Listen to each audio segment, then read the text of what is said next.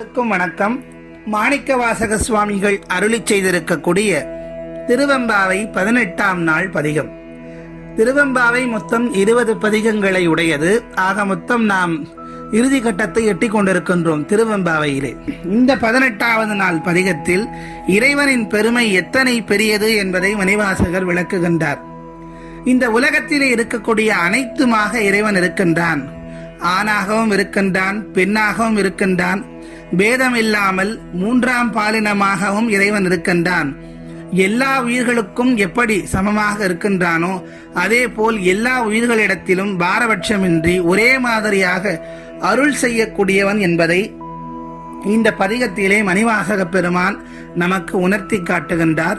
முதலில் பதிகம் என்ன என்பதை பார்த்துவிட்டு வரலாம்.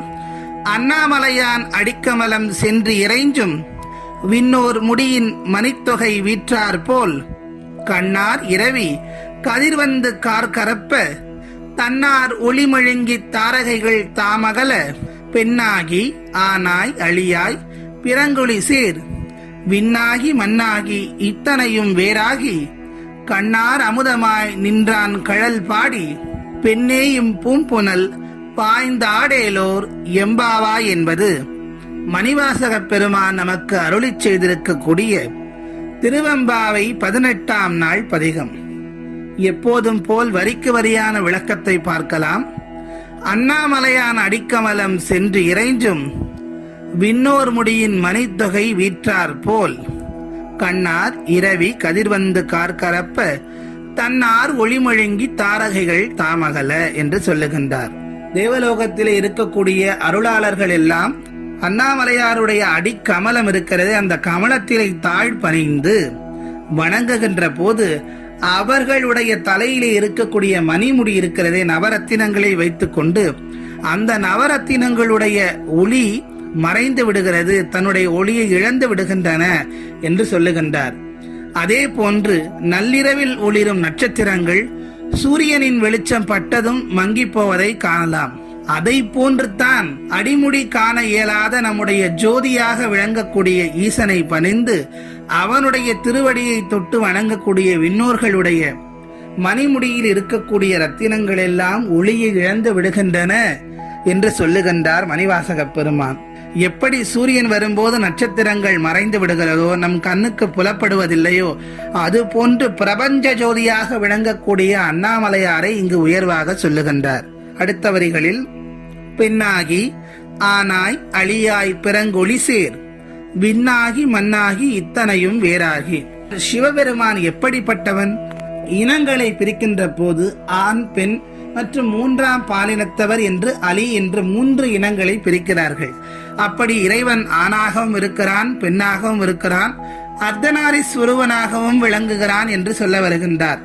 அது மட்டுமல்லாமல் பிறங்கொழி சேர், இந்த உலகத்தில் இருக்கக்கூடிய எல்லாவுமாக இறைவன் இருக்கின்றான் என்று குறிப்பிடுகின்றார். மாணிக்க வாசகருடைய காலத்தில் அலி என்ற வார்த்தை மிகவும் உயர்ந்த வார்த்தையாக, நல்ல வார்த்தையாக இருந்தது. ஆனால் நாளடைவிலே நம்மவர்கள் அந்த வார்த்தைகளை எல்லாம் தவறாக கேலிக்குரியதாக மாற்றி வைத்திருக்கிறார்கள். ஆகவே குறிப்பிடக்கூடிய இந்த வார்த்தை கேலிக்குரியது அல்ல என்பதை நாம் நினைவிலே வைத்துக் கொள்ள வேண்டும். இறைவன் அர்த்தநாரீஸ்வரூபனாக இருக்கின்றான் என்பதை அவர் உயர்வாகத்தான் இங்கே குறிப்பிட்டு காட்டுகிறார். ஆகவே இறைவனுடைய படைப்பில் எந்த இனமும் தாழ்ந்தவை அல்ல, அவைகள் கேலிக்குரியது அல்ல என்பதை நாம் புரிந்து கொள்ள வேண்டும். ஏனென்றால் திருவண்ணாமலையிலே ஏற்றப்படக்கூடிய அந்த கார்த்திகை தீப திருவிழாவின் போது இறைவன் அர்த்தநாரீஸ்வரூபமாக எழுந்தருளி ஆனந்த தாண்டவம் அடைவான். அவனை எல்லோரும் கண்டு களித்து பரவசமடைவார்கள். இறைவன் அர்த்தநாரீஸ்வரூபமாக வருகின்ற போது மகிழ்ந்து அவனை புகழ்ந்து பாடக்கூடிய நாம் மனிதர்களிடத்திலே இருக்கக்கூடிய அது போன்றார் அலிகள் மற்றும் 3ஆம் பாலினத்தவர்களை தவறாக பேசாமல், அவர்களை இகழ்ந்துரைக்காமல் அவர்களுக்கும் மதிப்பளிக்க வேண்டும் என்பதை சூசகமாக மணிவாசகர் இங்கே நமக்கு உணர்த்தி காட்டுகின்றார். அடுத்த வரிகளில் விண்ணாகி மண்ணாகி இத்தனையும் வேறாகி, இந்த இறைவன் விண்ணுமாகவும் இருக்கின்றான், மண்ணுமாகவும் இருக்கின்றான், வானுலகத்தையும் விண்ணுலகத்தையும் அளந்தவனாயிற்றே ஜோதி ரூபமாக. ஆகவே உலகம் முழுவதும் நிறைந்திருக்கக்கூடிய நம் சிவம் அதையும் தாண்டி, இது எல்லாவற்றையும் தாண்டி பிரபஞ்ச வெளியெங்கும் நின்றிருக்கின்றான் என்று சொல்லுகின்றார். அடுத்த வரிகளில் கண்ணார் அமுதமாய் நின்றான் கழல் பாடி பெண்ணே பூம்புனல் பாய்ந்த ஆடையிலோர் எம்பாவாய். அப்படிப்பட்ட எம்பெருமான் சிவபெருமானை வார்த்தைகளில் வர்ணிப்பதோ கற்பனையில் வடிப்பதோ இயலாத ஒன்றாகும். அன்பு கொண்டவரின் கண்ணுக்கு இனியவனாக விளங்கக்கூடியவர் கண்ணார் அமுதமாய், நம் கண்களுக்கெல்லாம் காணக்கூடிய அமுதமாய் விளங்கி கொண்டிருக்கின்றான். யாருக்கு? அவன் மீது அன்பு கொண்டவர்களுக்கு.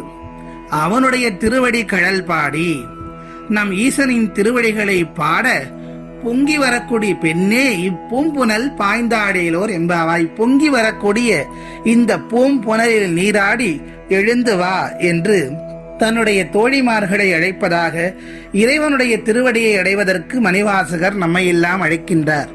உருவமாகவும் அருவமாகவும் அருவுருவமாகவும் எல்லாமுமாகவும் விளங்கும் ஈசனை பாடி வணங்குவது என்பதே அலாதியான இன்பத்தை அள்ளித்தரும் விஷயமாகும். அவன் திருநாமங்களை பாடும்போது நாவில் இன்பமும், அவனை தரிசிக்கும் வேளையில் அங்கம் எங்கும் இன்பம் பொங்கி ஆனந்த பரவசம் உண்டாவதும் இயல்பானது.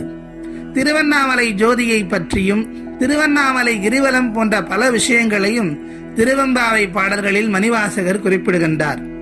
திருவண்ணாமலை தனத்தில்தான் ஈசன் தனது உடலில் பாதியை உமையமைக்கு தந்து அர்த்தநாரீஸ்வரராக காட்சி தந்தார் என்று சொல்கிறது தலபுராணம். இவற்றை குறிப்பிடும் விதமாக இறைவன் அனைத்து உயிர்களுக்கும் ஒரே மாதிரியாக நிறைந்திருக்கிறார். அவருக்கு ஆண் பெண் அலி என எந்த பேதமும் இல்லை என்பதை இந்த பதிகத்தில் மணிவாசகர் நமக்கு உணர்த்தி காட்டுகின்றார். ஆகவே நாமும் காண்பன எல்லாவற்றையும் அனைத்து உயிர்களையும் ஈசனின் ரூபமாகவே கண்டு அவர்களை எள்ளி நகையாடாமல் அவர்களுக்கு மூன்றாம் பாலினத்தவர்களாக இருக்கக்கூடிய திருநங்கைகளுக்கும் மதிப்பளித்து அனைவரையும் இறைவனின் ரூபமாக பார்க்க வேண்டும் என்று மணிவாசக பெருமானுடைய பார்வையிலே சிந்தித்து மீண்டும் நாளைய பதிகத்தில் உங்கள் அனைவரையும் சந்திக்கின்றேன். நன்றி.